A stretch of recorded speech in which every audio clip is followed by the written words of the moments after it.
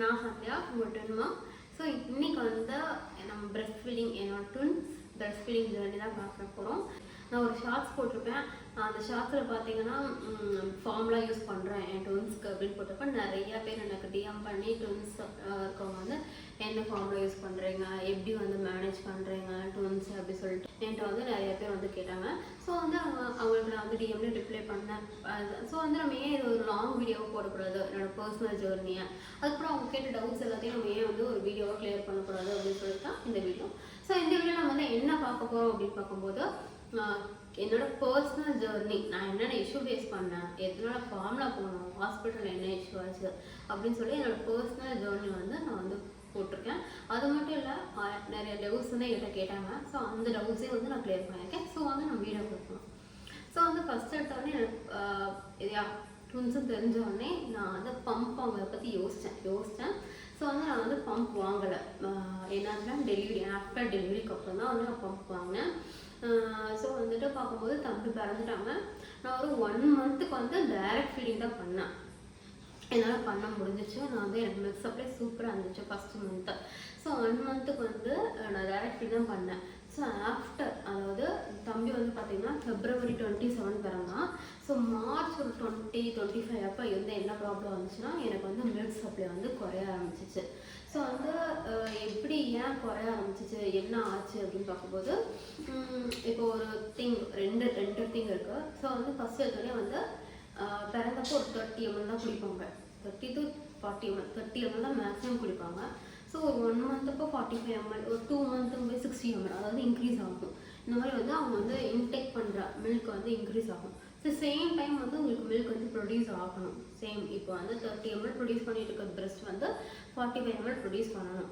So single பேபிங் போது இந்த issue பெருசாக வந்தால் கூட அவங்க வந்து லெஃப்ட் ரைட் அப்படின்னு சொல்லி அவங்க வந்து மாற்றி வச்சு ஃபீட் பண்ணி சமாளிச்சிடுவாங்க. ஸோ ட்வின்ஸ்ன்னு சொல்கிறப்போ டபுள் சைட் நம்ம ஃபீட் பண்ணுற சுச்சுவேஷன் வரும்.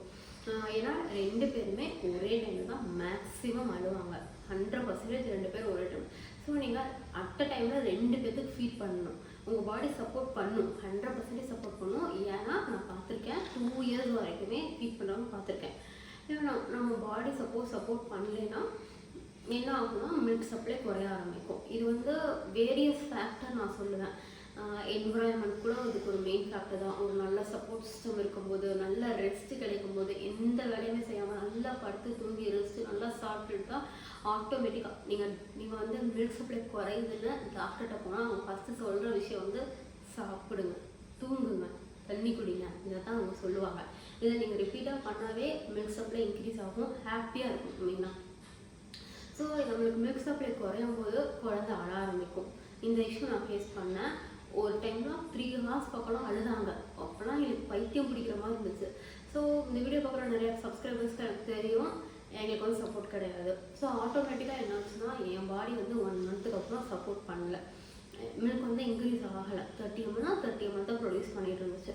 ஸோ ஆட்டோமேட்டிக்காக தம்பி வந்து பசி தாங்காமல் அழ ஆரம்பித்தான். ஸோ இந்த வீடியோ பார்க்குறோம். இன்னொரு வீடியோ டெலிவரி வீடியோஸ் சொன்னேன்னா நாங்கள் வந்து ராமச்சந்திராவில் வந்து பார்த்தோம். ஸோ ஆட்டோமேட்டிக்காக நாங்கள் வந்து அங்கே தான் போனோம். இந்த மாதிரி வந்து தம்பி அழுகுறாங்க, மில்க் பத்தலையோன்னு எனக்கு டவுட்டாக இருக்குது அதெல்லாம் சொன்னாக்க அவங்க என்ன சொன்னாங்கன்னா, உங்களால் முடியும், ஸோ நீங்கள் ஃபீட் பண்ணுங்கள், பேபிக்கு வந்து ஃபீட் பண்ணுங்கள், உங்களால் முடியும் அந்த மாதிரி சொன்னாங்க. ஸோ நானும் எஃபோர்ட் போட்டேன். பட் வந்து இட்ஸ் உங்களுக்கு பத்தலை, கண்டினியூஸாக அழுகிற இஷ்யூ நாங்கள் வந்து ஃபேஸ் பண்ணோம். ஸோ ஆஃப்டர் தட் தான் வந்துட்டு எனக்கு தெரிஞ்ச நர்ஸ் வந்து இருந்தாங்க. ஸோ அவங்ககிட்ட பேசும்போது அவங்க என்ன சொன்னாங்கன்னா, நீங்கள் 1 மந்த்து ஃபீட் பண்ணீங்க, இதுக்கு காரணம் என்னென்னா அதாவது ப்ரெக்னெண்ட்டாக இருந்தப்போ நல்ல நரேஷிங்காக ஃபுட் எடுத்துருக்கீங்க, நல்ல நியூட்ரிஷன் எடுத்தங்காட்டி டெலிவரிக்கு ஆஃப்டராக உங்கள் பாடி வந்து அவ்வளோ மில்க்கை ப்ரொடியூஸ் பண்ணியிருக்கு. ஸோ ஆட்டோமேட்டிக்காக அந்த டெலிவரி அந்த ப்ளீடிங் அதெல்லாம் பார்த்தங்காட்டி உங்களுக்கு வந்து ஆஃப்டர் 1 மந்த்துக்கு அப்புறம் உங்கள் பாடி வந்து மில்க் வந்து ப்ரொடியூஸ் பண்ண கம்மிச்சிக்குச்சு, பத்தலை. ஸோ இந்த இஷ்யூ தான் உங்களுக்கு, நீங்கள் வந்து பெட்டராக வந்து டாக்டரை பாருங்கள் அப்படின்னு சொன்னப்போ, சரி நான் வந்து ராமச்சந்திரா வேண்டாம், நம்ம வந்து வேறு ஹாஸ்பிட்டலுக்கு போகலாம், எனக்கு வந்து முடியல, என்னால் ஃபேஸ் பண்ண முடியலன்னு சொன்னப்போ நாங்கள் வேறு ஹாஸ்பிட்டலுக்கு போனப்போ அவங்க என்ன சொன்னாங்கன்னா, ட்வின்ஸுக்கு வந்து ஃபீட் பண்ண கஷ்டம், ஸோ நீங்கள் வந்து ஃபார்முலா போய்க்குங்க அப்படின்னு சொன்னாங்க.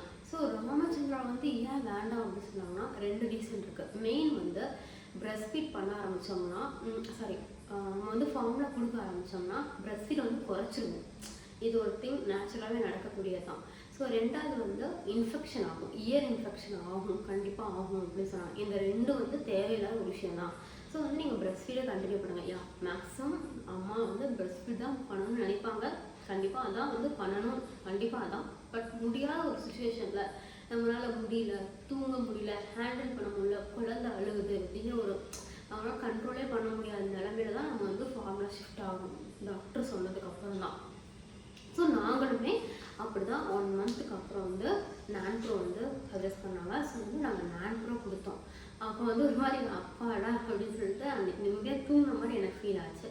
ஸோ நான் அதோட விடலை, நம்ம வந்து விட்டுறக்கூடாது, நம்ம வந்து இந்த மில்க் வந்து விட்டுறக்கூடாது அப்படின்னு சொல்லிட்டு நான் பம்ப் யூஸ் பண்ண ஆரம்பித்தேன். எலக்ட்ரிக்கல் பம்ப் யூஸ் பண்ண ஆரம்பித்தேன்.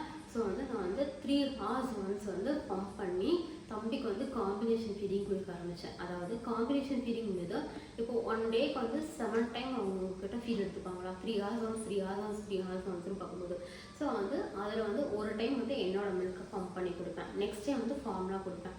அந்த மாதிரி வந்து நான் கொடுத்து காம்பினேஷன் ஃபீடிங் தான் வந்து 6 மந்த்துக்கு கொண்டு வந்துட்டேன். கிட்டத்தட்ட 5.5 monthsலாம் வந்து காம்பினேஷன் ஃபீடிங் கொண்டு வந்துட்டேன். அதுக்கப்புறம் என் பாடி வந்து சுத்தமாக சப்போர்ட் பண்ணுறது நிப்பாட்டிடுச்சு. ஏன்னா நான் தான் குக் பண்ணணும், நான் தான் தம்பி பார்த்துக்கணும், நான் ஒர்க்கும் பண்ணணும் அப்படின்னு வரும்போது முடியல என்னால். அப்போ வந்து நான் வந்து விட்டு கொடுத்து கம்ப்ளீட்டாக வந்து ஃபார்முலா 6 மந்த்துங்கிறது கம்ப்ளீட்டாக ஃபார்முலா ஷிஃப்ட் ஆகிட்டோம். ஸோ வந்து இதுதான் வந்து கம்ப்ளீட் ஜேர்னி 6 மந்த்துக்கு வந்து. இப்போ 1 year ஆகுது. 1 yearக்கு அப்புறம் வந்து நாங்கள் டாக்டரை கேட்டுட்டு தான் வந்து கவு மில்க்கு வந்து மாறணும். 1 year வரைக்குமே வந்து நாங்கள் ஃபார்முலா மில்க் தான் கொடுத்தோம். இதுக்கு நடுவில் பார்த்தீங்கன்னா நாங்கள் நான்ப்ரோலேருந்து லாக்டோஜன் ஷிஃப்ட் ஆனோம். ரீசன் என்ன அப்படின்னு பார்க்கும்போது ப்ரீடம் பேபி, எங்கள் தம்பி வந்து ப்ரீடம் பேபி பிறக்கும்போது வந்து 2.300 grams தான் இருந்தான்.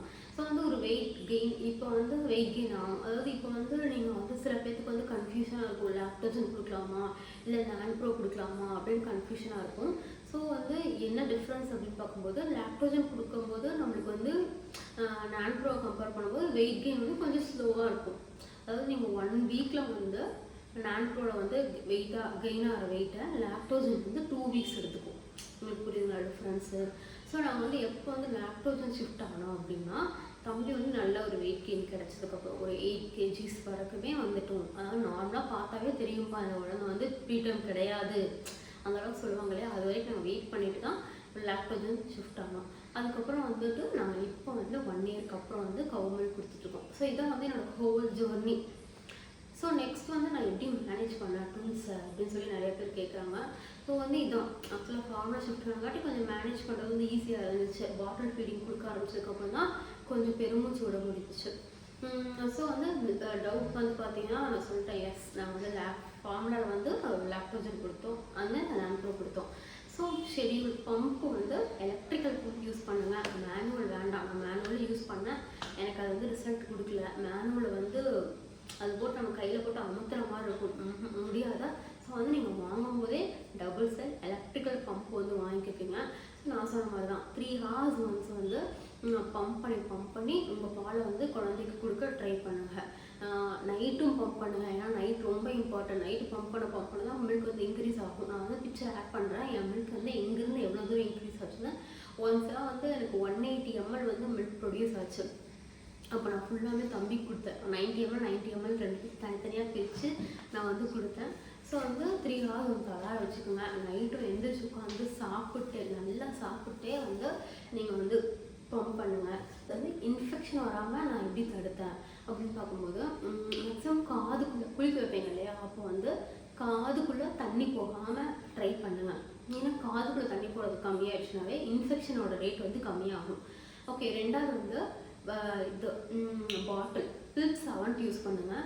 ஸோ அதனால் வந்து நம்மளுக்கு இன்ஃபெக்ஷன் வந்து கம்மி. ஏன்னா பில்ப் செவன்ட்டோட அந்த நிப்பிள் வந்து சேம் ஒரு மதரோட நிப்பிள் எப்படி இருக்குமோ அதோட ரிப்ளிகா தான். ஸோ வந்து இந்த பாட்டில் யூஸ் பண்ணும்போது நம்மளுக்கு இன்ஃபெக்ஷன் ஆகிற ரேட் வந்து கம்மி தான். ஸோ பில்ப் செவன்ட் பாட்டில் யூஸ் பண்ணுங்கள். நான் வந்து எக்ஸ்ட்ரா ஒரு கேர் எடுத்து பண்ணேன். என்ன பண்ணேன்னா ஒவ்வொரு டைமும் பால் கொடுத்ததுக்கப்புறமும் பாட்டிலை ஸ்டெரிலைஸ் பண்ண ஆரம்பித்தேன்.